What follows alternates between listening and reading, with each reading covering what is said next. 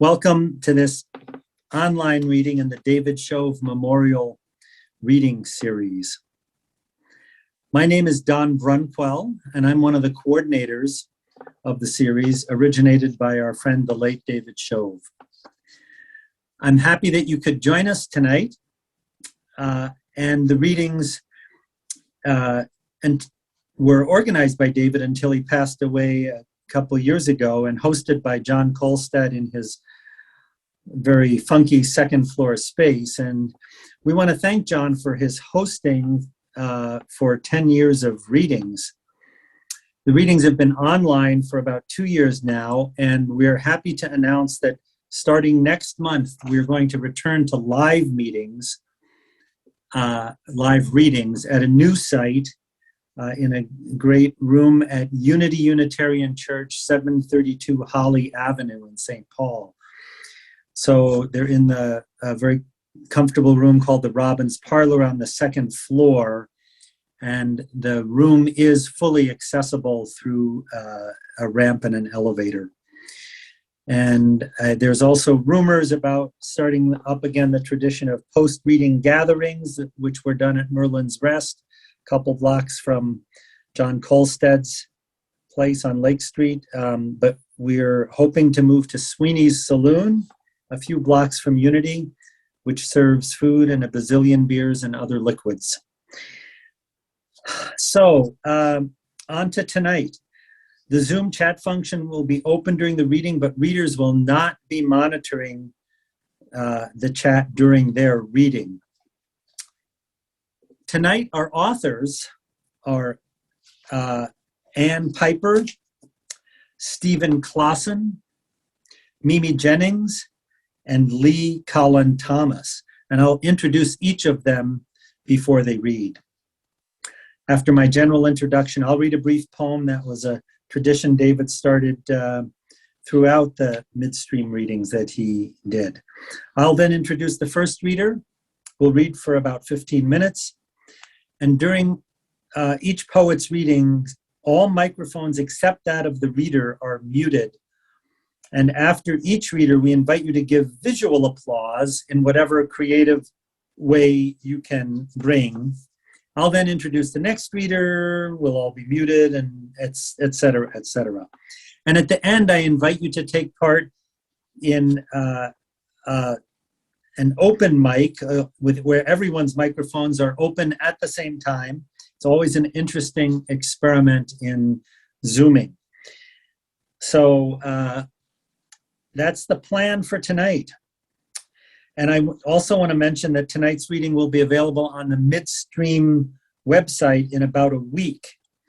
And I'm not going to just Google Midstream Poetry Series and you will find it. So I'm going to start with a poem that is just from a few days ago. Not yesterday when we had that wondrous thunderstorm, but it's called A Day Without Wonder. A few hours of strained sunlight in the morning, a second cup of coffee, the mild bitter cut and smooth by a bit of sweet cream, an hour to read, another hour to be thankful, to think carefully of those I love and the stories we share, a mountain, a river, an ocean, a lake, the waters of their words flowing around me. Enough to eat, enough time not to waste, an hour still before it rains, so time for a walk without too much pain. All of this makes a day without wonder, to remember, without a horror, to forget. So with that as a warm-up, let's move on to the main events of this evening, our four readers. First will be Ann Piper. Ann has an MA in Human Development from St. Mary's University and an MFA from Hamline. Her poems have appeared in Poetry East, Black Warrior Review, New York Quarterly, Waterstone, Sleet, and other journals. She provides quality assurance support to programs for people receiving services for mental health issues, developmental disabilities, and brain injuries. She lives with her husband and 2 young cats in St. Paul, Minnesota. I saw one of them behind her as we were just before we started, so maybe we'll get a visit. Just up the bluff from the Mississippi. One of her poems is imprinted in St. Paul sidewalks, and maybe she'll tell us where it is. So please join me in welcoming Ann Piper. Ann. Thank you. Thank you. And thank you, Don, for the invitation to read. And thank you, Jim Moore, for recommending me. It's an honor. We're not big believers in air conditioning in my house, so if I look a little warm, it's a good thing. I like it. And yes, those cats might jump up. Who knows? So the first poem that I'll read is it's after Charles Wright's poem, The New Poem. It's inspired by that. It's called Next Poem. It will not swallow her ocean, will not sip from that tea. She's hung up on a dream she can't remember. It will not venture into her crumpled sleep. She's a tissue, she's a glass, ashtray on lace. She's a crumb on a lip, lipstick on face. It's a stumble, it's a hum, it's none of these things. It won't blot up sorrow, it won't serve as paste for all the broken horses, all the slaughtered sheep. It won't do anything. It won't bring peace. And here's the next poem that I'll read. What you need to know about this one is that Thomas Aquinas, when he was on his deathbed, is alleged to say about all of his theorizing about life and death and God, that it was all straw. He said that with a smile before he died. And this is also a poem written near the beginning of the Russian invasion of Ukraine. It's called Toast.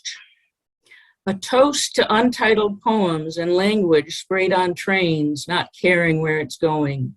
Whistle stop, who gets off? What's that on your clothes? She waits by a window, fingers on the filthy sill. All she knows and never will. It's all straw made the creatures needing homes quite content. Who doesn't sometimes want to sleep it all away? Sand in your, moon in your, hey, Aquinas, hey, are you somewhere in that wonder that you saw, swallowed up in something better than the sand she dreams beneath her feet, scent of pine and lap of deep blue lake? Better certainly than this war descended on Ukraine.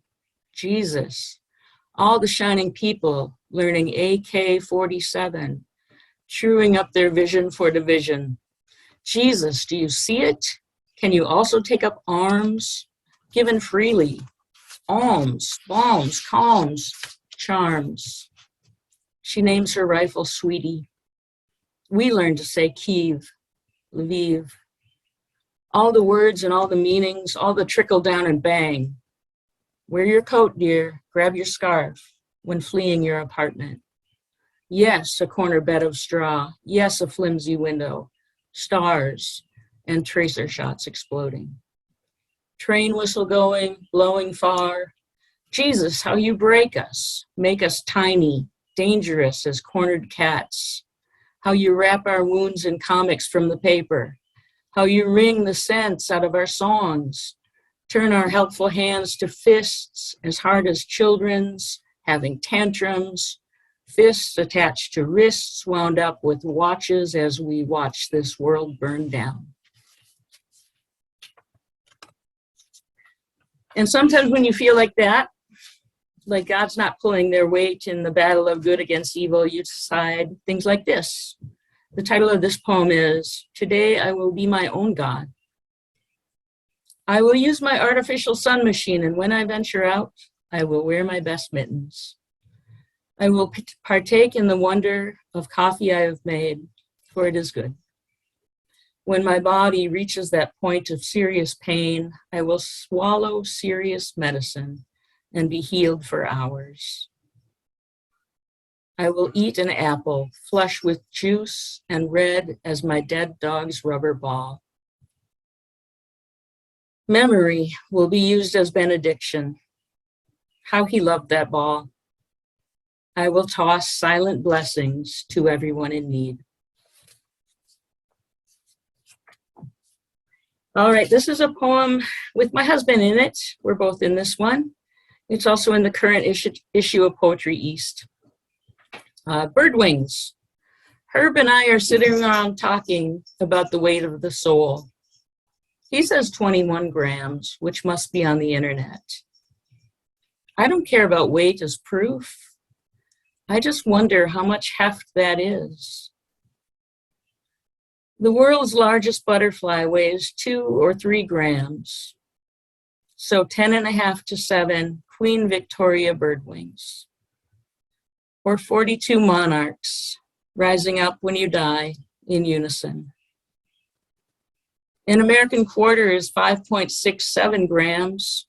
So $1 for the pop machine, you. The house mouse, 20 to 30 grams each. Your soul is the weight of a little mouse, hopefully less quivery. Catholic college, seminar on something, a bonus question on the final exam. Would you rather have a diamond or a mouse? I loved that teacher very much.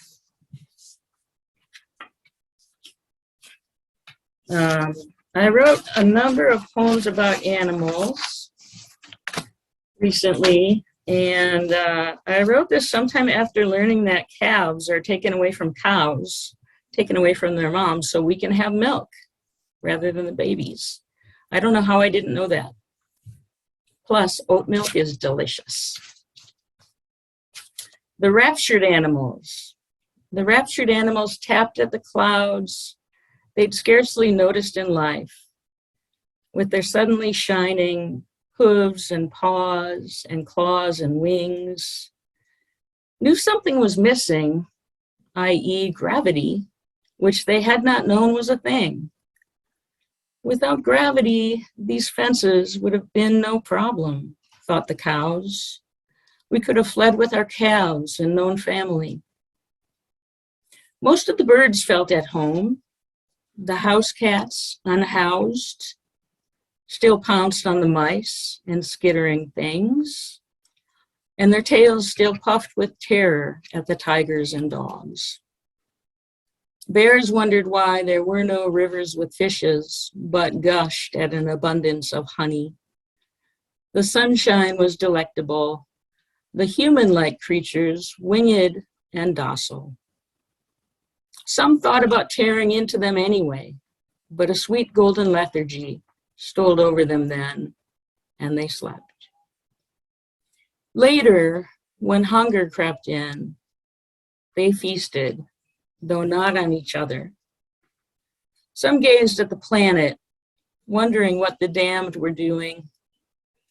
All of them cared, because that's how it is in heaven, but some were able to set that aside, live on like they never had lived.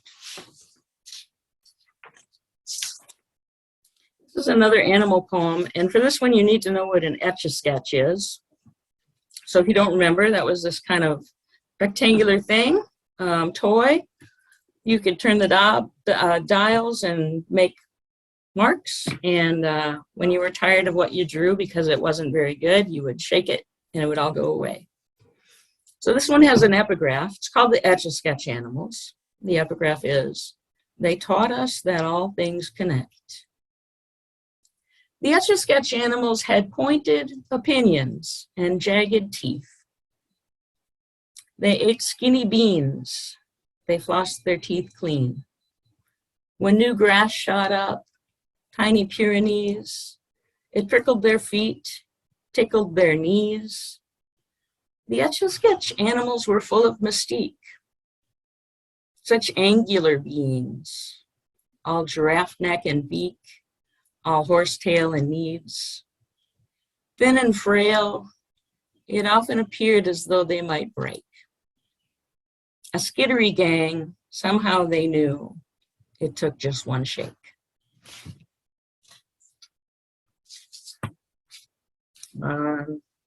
Here's another poem that was in Poetry East a while ago, a long time ago actually. Poem of gratitude upon ceasing my godlike behavior. Thank you for summer and the loose jointed way I walk when it's hot. I know it's not becoming. Thanks for the cat pressing his paw over ants in the patio cracks. The former me would stop him. Thanks for the way I slept last night, deep and long, uncaring. And thank you for the fire we'll build tonight. It will singe moths and mosquitoes. This world is your doing. And finally, I will not apologize for letting it be done.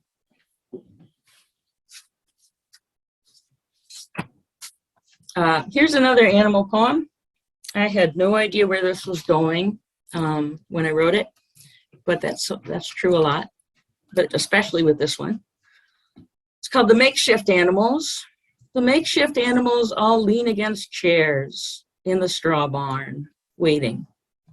Those with prehensile limbs clench and unclench, and each whisker twitches at the slightest whisper. The most lamentable among them poke at their own suffering, pull at wisps of unmoored longing. The Stoics cancel uncleared checks, gaze down upon their phones. The scent of them all grows interesting. There in the rain harbored hollow of grasses, there in the mist of vast fields of hay. Show tunes play on the radio. Snacks are served on thin metal trays. The moon comes to hang its sorrow above them. Then footfalls, strangers, more unguents. The woman is round and groaning. She plops down in the straw, pushes. The screaming is terrible. The empathy immense. When it's over, a whimper, the collective stamping of hooves, the sighing, the suckling, the sleep, the chimps both nodding to a song from Greece, the dreamy, dreamy ease.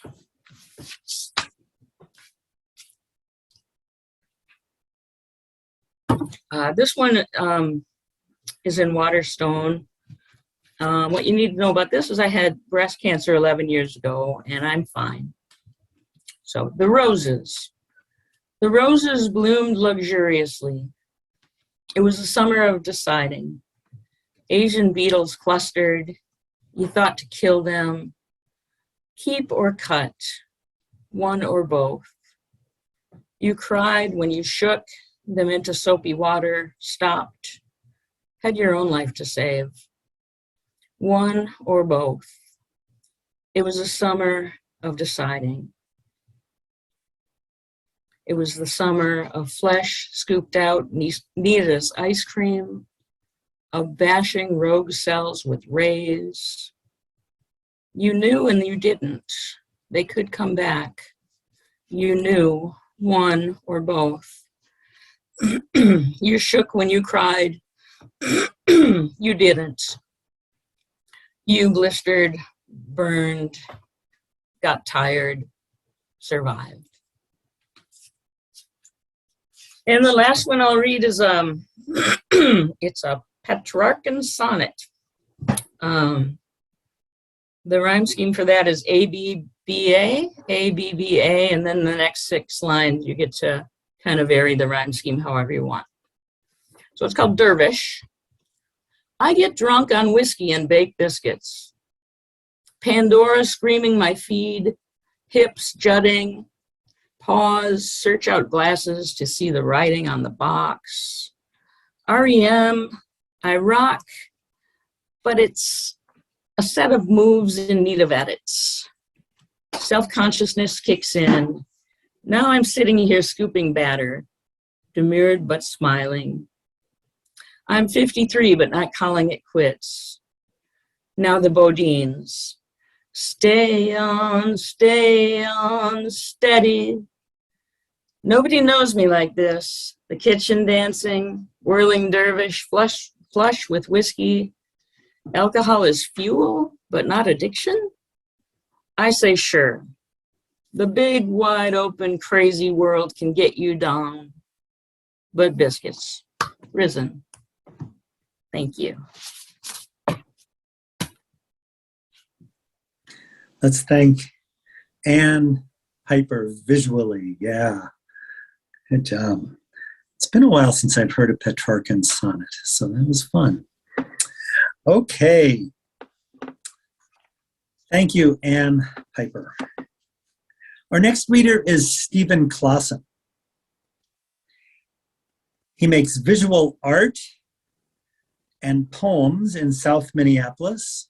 I think that's a piece of his visual art behind him there, he told me last night. In South Minneapolis, where he has lived since arriving in 2007 to get his MFA from the Minneapolis College of Art and Design. Stephen won a college scholarship for his poetry in high school, but has since gone on to be distracted by careers in visual art, food, and parenting, while continuing to write poems in the interstices. In 2021, he took a poetry class at the Loft Literary Center with Deborah Keenan that reignited the passion for writing poetry, which had been simmering below the surface. Stephen's been fortunate to enjoy the patience and support of his partner Heather for almost 30 years, as well as his son Oliver and Bamsy the dog, with whom he has long morning walks. Please join me in welcoming Stephen Klassen.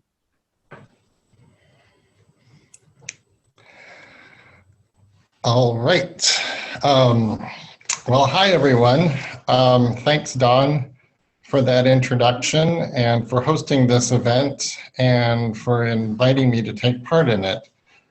And also thanks to Dorothy Schlesinger for suggesting me. It's an honor to be here tonight and to share this virtual stage with these other poets. So for everyone viewing and listening, thanks for your time. This first poem I decided to read after the storms last night. It's called Storms.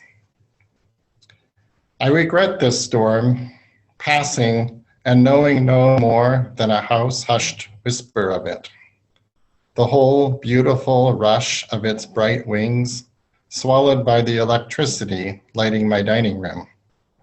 I regret that I heard the invitation, but had to do the dishes. And of course, the radio was on. Music also like the storm. The aria, distant lightning, receding, insignificant against the clatter of plates, and my son's description of how they measure the comparative power of poisons, which was interesting. But here is Mozart, and there is thunder, and the only way to find the deep ocean of the horizon is to stretch both arms out from my body and give myself completely to the wind.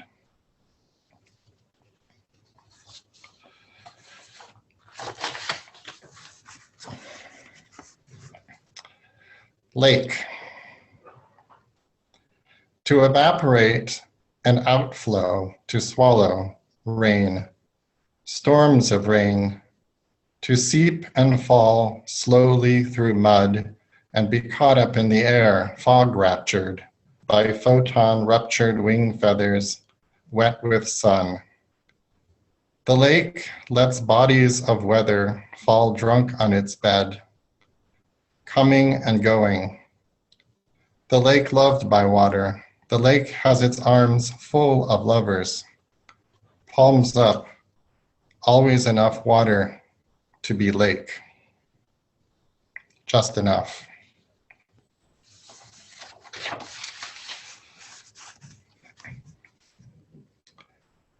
Seed.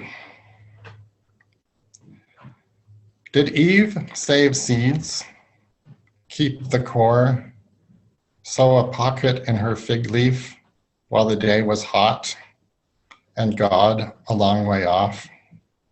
Did she shake the pods, collect kernels, push thumbs into peaches for pits? Did she race time, listen for the key turning in the gate, watch the hole being dug one last time in the horizon for planting the eaten sun? She walked the rows of perfect plants and saw that 1 in 4 had seeds, but most were innocently green. She knew a man who would not forgive a woman or a tree without fruit.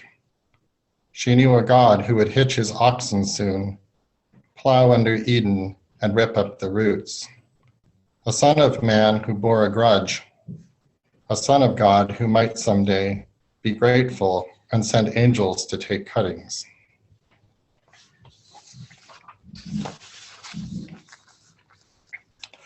This next poem is inspired by a fairy tale. What Big Eyes. After the story was over, grandmother helped the wolf back into his old skin, patiently working the zipper back and forth where fur caught. She took some thread and a needle out of her sewing box and pulled together the gashes the woodcutter's axe had made. She pretended not to see his wincing. Then they sat down at the little table and spread out food the girl had brought. Boiled eggs, sweet bread with raisins, butter, a piece of fat ham, the kind the wolf liked, and strawberries. They ate a little bit of everything. There wasn't much to talk about. Wolf's big eyes were still his big eyes. Now they could just barely hear the wind rattling a distant part of the forest.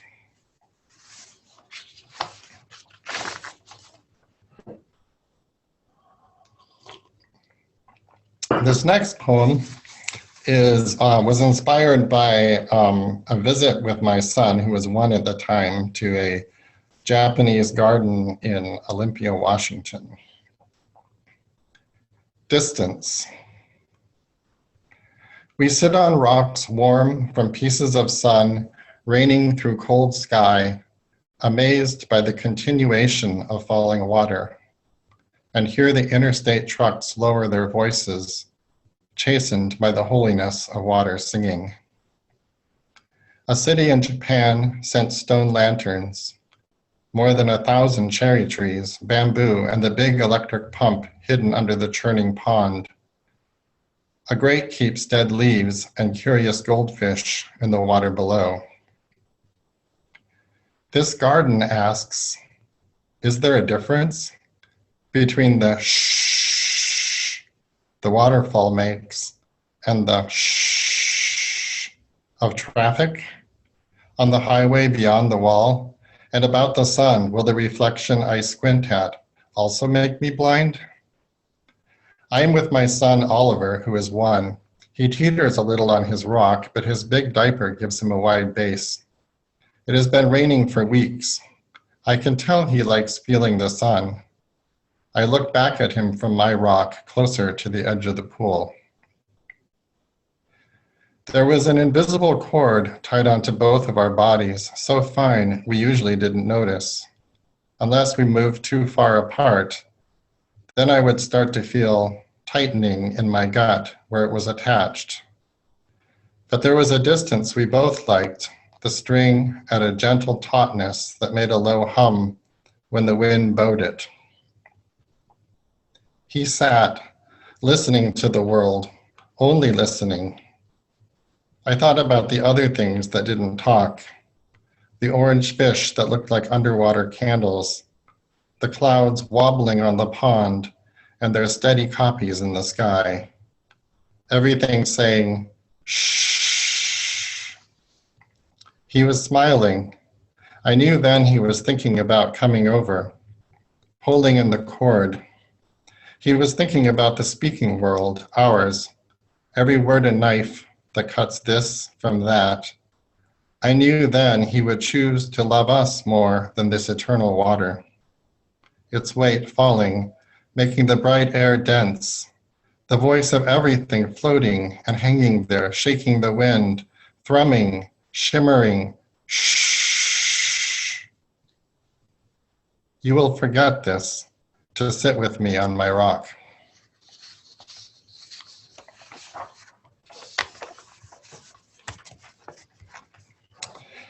The next poem is inspired by a piece of American history, and when I heard that Dolly Madison did not actually save the famous portrait of George Washington, as has been popularly told.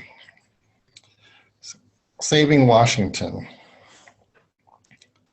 Dolly Madison, who later let the masses eat her cake, did not, I read, object to credit for the rescue of Washington, George, the painting, from the swift revenge of George III.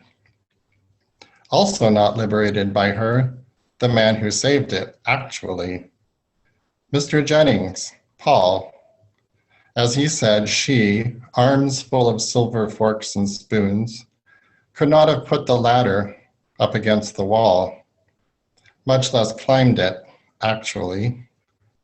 He who faced the father, him helplessly outlived, of the nation eye to eye, and carved him out and laid him frameless, ungilded on the table, to be rolled like a cake, like a carpet, like a scroll.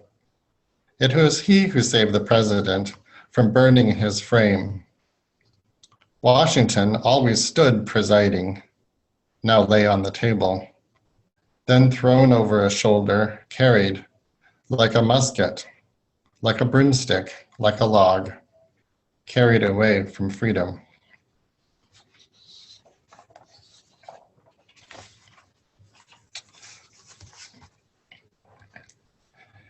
Disconstellation. Sometimes on hot nights, green-lit bugs swam the shallow air, and I remembered stars, the little pricks of them always there in the low battery sky that pulsed dimly orange from a distant city, too nervous to sleep. Suburban stars were not spectacular. It's possible some of them were fake, but like them all, they were open late and sold mythology, ladles full of watery light, some magic dogs and bears and goddesses. I was certain I would always find the Big Dipper. Constellation so purely obvious, like the eternal life of a grandmother bent over a simmering horizon, or like testing gravity to make certain everything still, fell, failed, broke, even day, its shadows scattered like a panic of broken glass. Or like when Evel Knievel tried jumping Snake River Canyon and failed to get across, the purpose of breaking his bones. I have given up trying to remember how the Big Dipper hangs in my cluttered night. Sometimes I look up. It's never there. The pieces, maybe. Missing handle, broken bowl. The whole utensil is too big. It needs a wide horizon, not these alleys full of torn, discarded light. What use to me, this sky? Now I rely on Orion. No, not his tired feet, or his starry eyes, not his bright shoulder Bellatrix, nor his fatal club, just the belt, 3 points close enough to be a line. And then I have one last poem, which involves some little bit of visual aid because, well, you'll just see it's necessary. It's called I. Now that the poetry class is over, I finally changed my word processor, so capitalization is only intentional, which means today, I is the only word capitalized, so far 3 times. I understand why some opt for the lowercase, the one you can slide under the bed, the one you can carry by yourself without asking for help every time you want to move it. If only loveliness mattered, then this small sweet I is the only one I would choose. I would sit quietly with it. We would not get anxious when the silence slowly fell off the walls and the room softened and became like a water made of blue feathers. But the space between the tiny, curious planet and the lonely column it watches over, supporting nothing, is the reason I cannot live with I for long. Majuscule I is less convenient to rearrange, but more stable once you find a place for it. It doesn't break down into parts, so getting I around corners can be awkward. You need help to get it up and down stairs, but once you find a good spot, you can count on its stability. You do not have to worry about losing the little dot to the wind. It has a flat shelf on top you can use. A plant stand, maybe, or you can display your collections one piece at a time. A black rock from the smooth Pacific edge of the continent, or the Japanese tea set with the black and silver glaze. Or you can squint down the length of your arm and pretend to set a fire, the sun, or a burning house on top, so it looks like a torch, everything but the foot swallowed by brilliance. Capital I is useful, in one piece, reversible. You can turn it over once the top gets scratched from all the things you put on it and seem perfect again. All right, thank you. Please join me in thanking Stephen.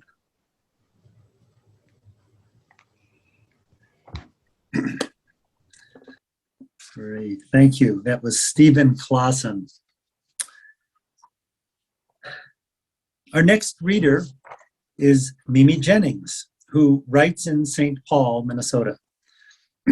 She taught English in France, French in Detroit and St. Paul, and Dharma in prisons. She began writing poetry after 3 parents died in 2 months. Her rap sonnets, cancer, and nature poems appear in anthologies, in online and print journals, Negative Capability, St. Paul Almanac, Waywiser, Redbird, Silkworm, Persimmon Tree, Christian Century, Cider River Press, and elsewhere. She has won prizes, the Banful Lock, St. Catherine University Creative Work and Maria Faust Sonnet Contest, and 2 from the Bugle, and more. She hosts readings and currently sequesters with people from 3 different continents. Please join me in welcoming Mimi Jennings. Hello. So happy to be here. I've got 10 poems, so I'm going to move quickly after thanks to Don and to Paul for being our hosts. I will begin with 5 from my new Cancer chapbook. The title poem has an epigraph. Breath after breath. It had only one plan for its life, and that was to end. And that's from Abby Murray. I remember washing up on land, alone, more transcendent than translucent, along a stream of particles coming from the sun. Abalone shell, ear, soft edge, faint breath. Pink shimmer, more dwelling than thinking, accomplishing. Sandy footprints pointed inward toward an outward-looking life. In the company of other humans, their viewpoints, church-pewed and schooled, I undertook, achieved. I have received a summons. Wear a chemotherapy port. Seaside once more, without bearings. At first, defiant, I roar back at the thing I cannot not hear. I try bowing. Here now, wave drift. I ponder no breath, after breath. Face the grave moment's possibilities, zero, void, and zo. To die first in my mind, gain that other shore, no longer trying. Haiku, 3 to 7 months. With treatment, 2-3 good years. Window, sun, his mouth. Litany. This also has an epigraph. It's from Carlo Manatti's On Mall in the Night Visitors. Let me stay a little longer. Dear lump, growth, mass, dear me, not me. Shudder, alien, trespass. Dear there, go, be gone. Dear symptom, hint, trace, fragrance, stink, rot. Dear where we all go. Dear puzzle, goal, you're it. Show me where I fit. Dear history, ineffable, name unavailable. Dear this, nothing else. Who, don't know. No escape, no need to. Heed this bow. Dear ageless time, heal, wound, map, ground. Dear big, than which no greater. Beyond mother, father, dear immense lap, hold me.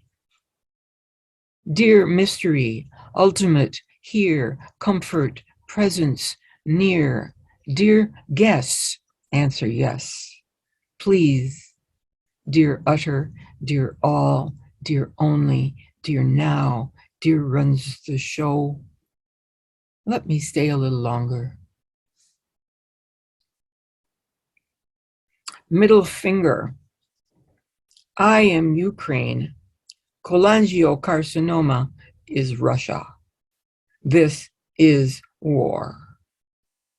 As any hero might, I tell the war hawk, go fuck yourself. Intruder cholangiocarcinoma rules my obscenity a crime. Illegal to name this massing of heterogeneous cells breaching my borders, this invasion. War. There's even a postage stamp for the cause. I'm on it. And after Walt Whitman, Goodbye My Fancy, I wrote this a long time ago in Thomas R. Smith's class. Goodbye, my fancy. Trust, doubt. Day in, day out, wave roll. It's my executioner's time. Farewell to what brought about this me. Away, black bangs, freckles, undershirts. By Beacon Street, bare feet, fleshy, what of it? Thighs, disobedience, bedtime, my mouth. Godspeed, bat wobble at the plate.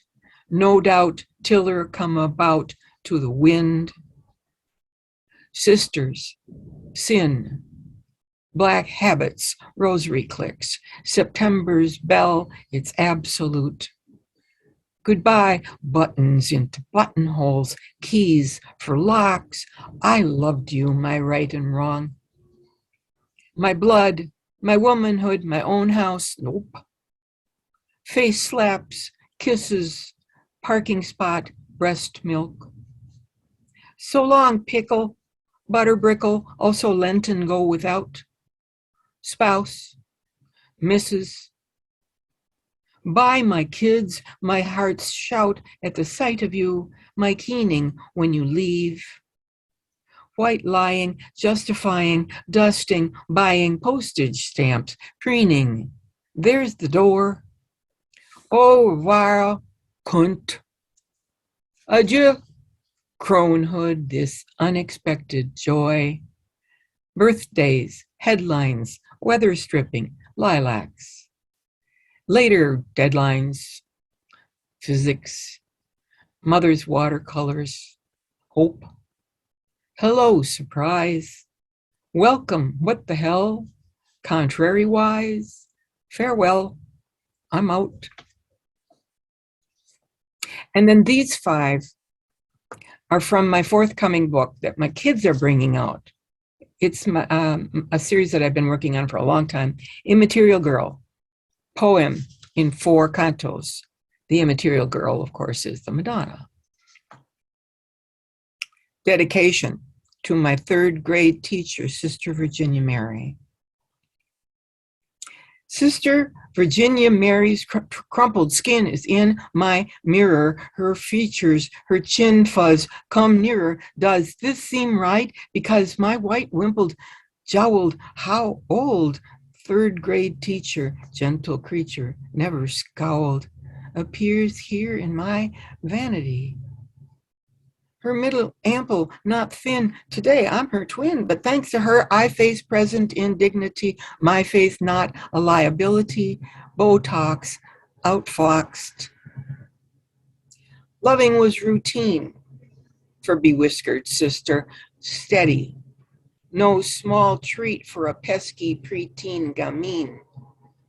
Love heretofore, no metaphor. Let me close this window. Yeah, it's not going to go. So you're just going to have to hear the train in the background. Love heretofore, no metaphor. Stringent. Contingent on Saturday tasks, quarterly marks. Erratic. Suckers offered or withheld, a matter of luck or the right passkey. Hungry. Hardwood seat cupping my gabardined posterior. I sat meek at her bedside, at her desk side, basking, her smile sweet, personal, asking nothing. Nothing remarkable happened. Across the street, candy seller still beckoned. My taskmasters, responsible, still reckoned, though it's not those faces that I see in my mirror now, towel in hand. It's her, angelic, white wreathed mug, earthy, furrowed, black veil tugged back. Oh, that I may be worthy of her jowls. Revere her. These next 2 poems are conversations where we only hear one side. Mary strikes a bargain in the interview. So God, Gabriel says you're interviewing surrogate moms for your Messiah. Been looking for like eons, give or take. I know, right? Well, actually, yeah. My life could use like a point. You think the Holy Ghost could kind of amp it up, string together something more or less out of the blue? No, hey, seriously, God, I got references. Behold your handmaid. Second thoughts on the phone with God the Father. I'm knocked up, God. Dry mouth scared. Missed 2 bloody moons, belly like swelling. Well, you would know already, be all proud. What now? Was that hookup just a setup? Oh dear. And why this lily? The printer got it funny. You've got a kind voice, but you're far away and you aren't bulging. I'm alone. Mother's nervous, thinks it's that soft-eyed boy, but oh, mighty planner, you went and got dear, decent, sweet enough to be my brother Joseph to embarrass. And like, no way would he touch me, so good call. A crown? Stars? Not even enough. Your eye is on the sparrow, blah, blah, blah. Undo. I hear you, guilt tripper. The world hangs in balance. You want a human mother for your priceless little nipper. Probably even got a name picked out. Jesus Christ, got it all figured. Hey, whoa, what if it's a girl? Oh, duh, of course.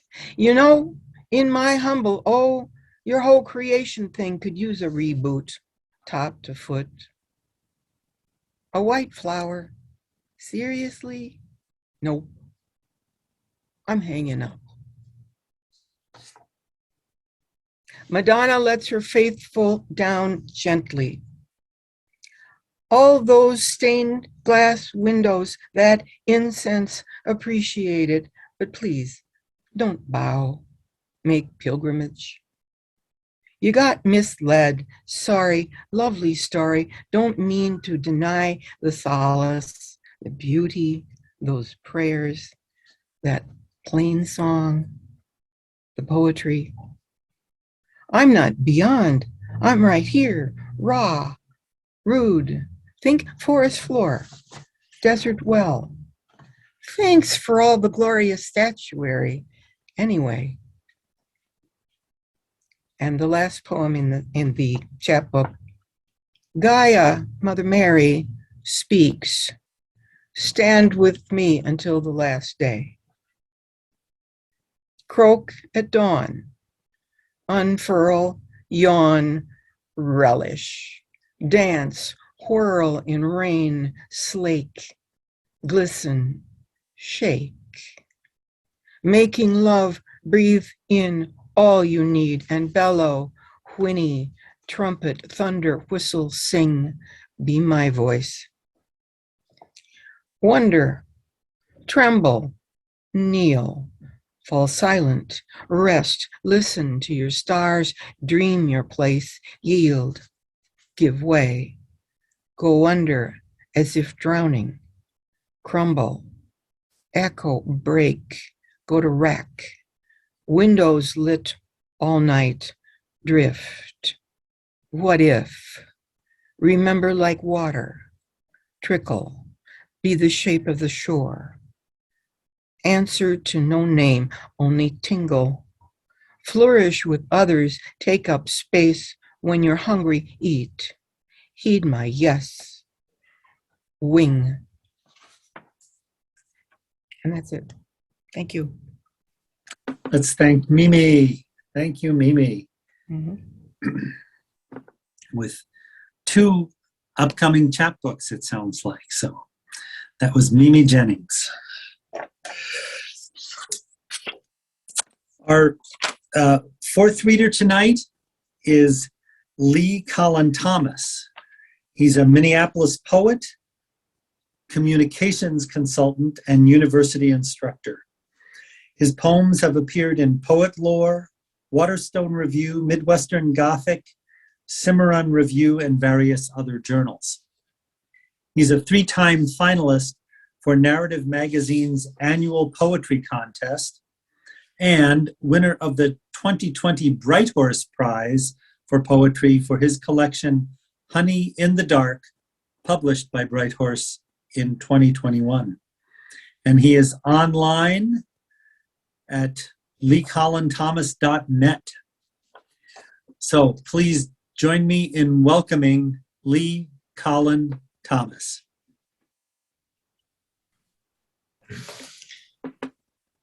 Thanks, Don. Hi, everyone. Good to be with you. Thanks to Don and Paul and all the other volunteers who've kept Midstream going in David's honor. David had invited me to read there years ago, and I've always admired that series, and so glad to see it's still going. I'm going to read some poems from my book. It's called Honey in the Dark, came out at the end of last year. I'm going to start with a poem called Last Acre. Let's not spend too much time on this, but if made to choose, would you say the world bends to human ideas about beauty, or that we, in fact, are made beautiful by the world? Its winds a shade of pink we haven't learned to see. I think about smoke, how it finds a way inside cheeses, honey, and trout. We pay extra to consume meals so permeated. Now, I want to eat the sky, the trees, blisters of darkness at a backyard party going late. Usually, I turn toward magic, but today it's yeast, fermentation as proof transformation is possible. This leads naturally to the last acre of emptiness, where the subdivision gives way to what it once was, an open field, simmering in the nacreous breath of a summer moon. This must be where we return on our knees to the altar that banged us into being. One pan forged of lightning, one washed cold in a river. What a noise it must have made long ago. It's not just me saying this, it's our wildness, and it wants so much to teach us who we are.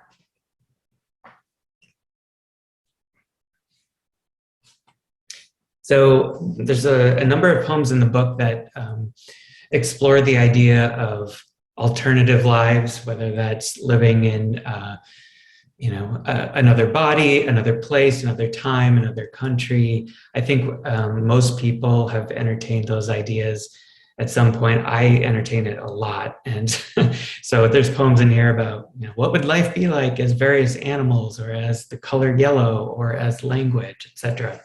So this is one of those. It's called A Mischief Within. Unclasp the flesh from this hour, the hour from its season, the leather strap that cinches me inside this body, this gravity. What could I see once loosened, as a scarf that flies in the wind, or a mirror that swallows the slow colors of a violet potted on the sill? The motion and shadow of what we call lives, bowed heads of horses by firelight and nervous little dogs in the painting on the wall. What I want is to be one of those birds in the margins, longing for absolution, not from sin, from limits, from sameness. My ideas about wings, pipette mechanisms of filament and frost, let them find strength enough to carry my weight from the frame.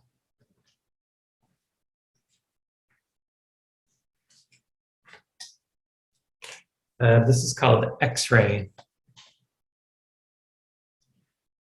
After the accident, pain wanted to be seen.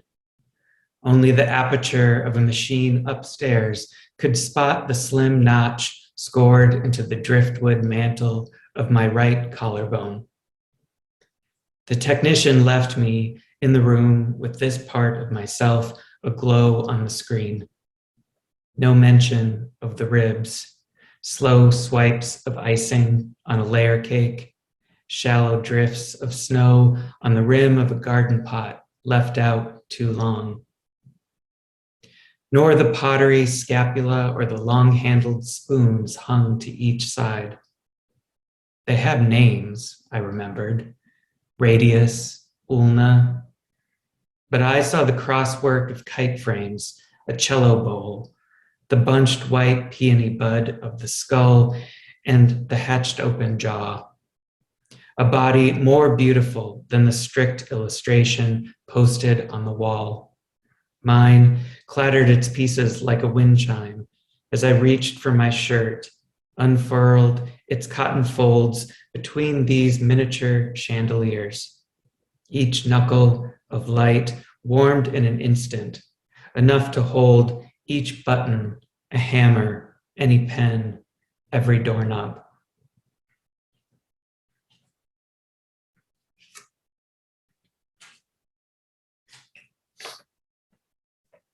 So some of these poems have some travel going on, and this is kind of one of them. This is called Dear as in a Dream. Past a village of tiled kiosks selling oranges, hard rolls, espresso in tiny paper cups. Sleepy travelers shuffle down the platform to the closer edge of midnight, where trains sheened in new frost wait to take them in and take them on. When beyond the farthest rail, a deer steps through the whitened ditch grass as if lifted into view by the pale arc beneath its belly. Jet eyes and nose tuning toward lit windows on the train, where passengers busy with baggage find their places for the night. Look there, pleads a night voice. Not the PA system static or exhausted vendors working hour 12. Maybe the station itself. A deer, as if it walked out of a... But all eyes remain fixed on oranges cradled in hands. Still, someone here knows that this is wonderful. Look now. This is all about to change.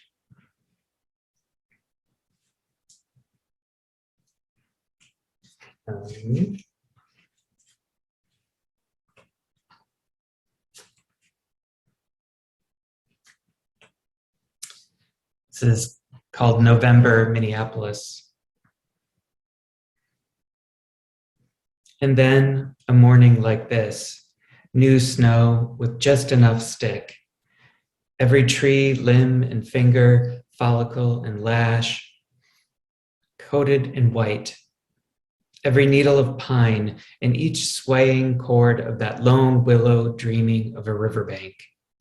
Sky just beginning to blue.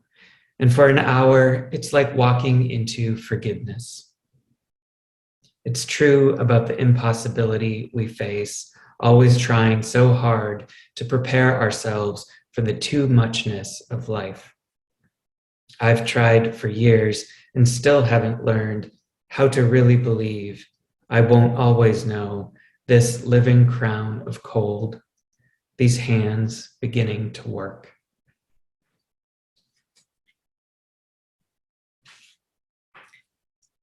So it's finally warm and spring-like, or summer-like today, and wedding season is happening, hopefully back this summer for many people.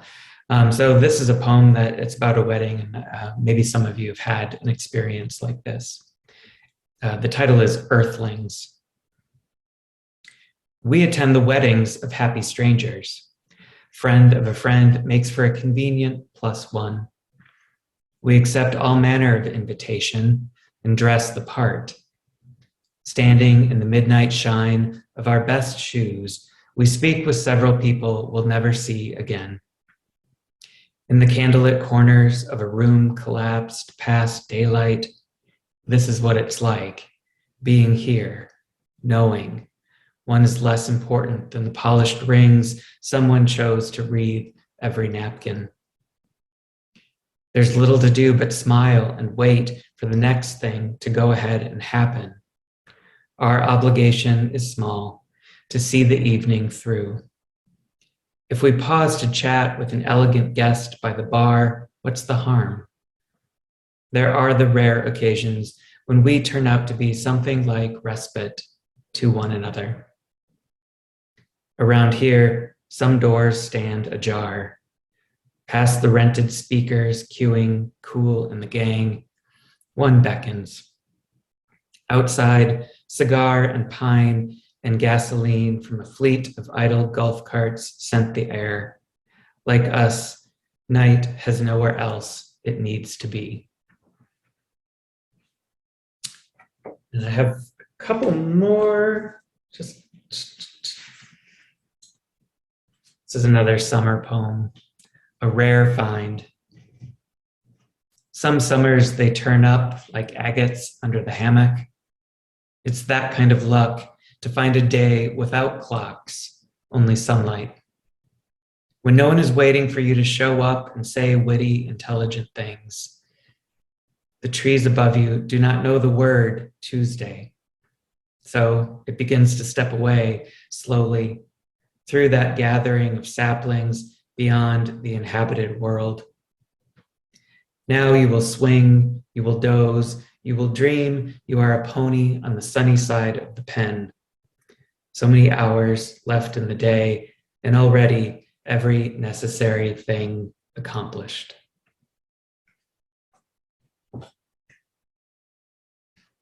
And this is called Cooking Pasta for My Parents.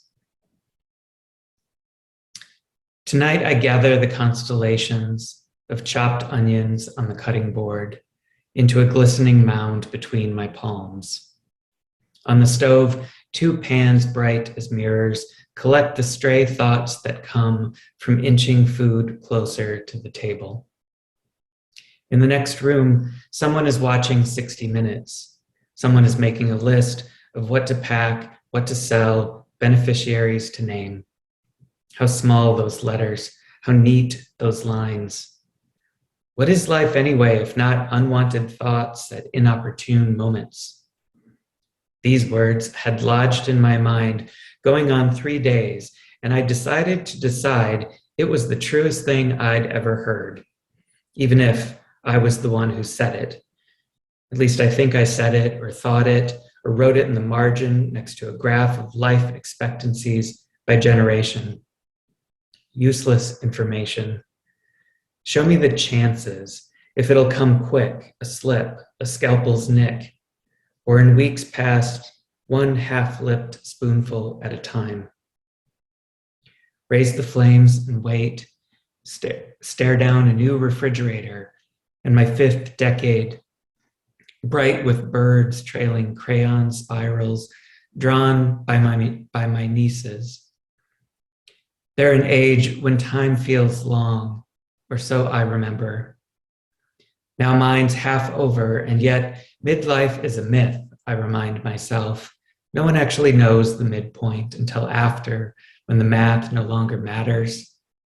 My mid could have been years ago, and I'll die tomorrow or the next moment as I stand here watching pale mushroom slices fall away from the blade like phases of the moon. There's nothing left to do but crush the garlic, check the water on the stove. Has it boiled? Is it close? The onions are, as the recipe instructs, soft and turning golden as miniature gems. And I'll end with this poem called Etymology at Dusk. Tell me I'm not the only one who stands under the tarnished brass tack that holds plum-skinned skies aloft. Tell me you too have listened to a shadow open like a door to some unnamed season, felt the air rush in, smelling of rain. Maybe call it the soul, maybe a wound that comes from living enough days turning toward love, enough nights turning toward the face of the moon. But believe me when I say, some language must have a word for, that there was once an idiom to mean that someday soon our tongues will curl perfectly to fit that feeling when a million minnows of darkness school together in the breeze and pull at that soft knot of want always alive inside the chest. Thank you very much. Let's thank Lee Colin Thomas. Thank you, Lee. It's great to have readings that where we not quite start, but start and end with soul. That's nice. So thank you for joining us tonight. We want to again thank Ann Piper, Stephen Klassen, Mimi Jennings, and Lee Colin Thomas. Our June 9th reading will be, as I said before, at Unity Unitarian Church in St. Paul, 732 Holly Avenue. And our readers for that night are Joyce Sutphin, Matt Rasmussen, Marg Walker, and John Mincheski. So I hope you can join us at our new home next month and in all of the months beyond that.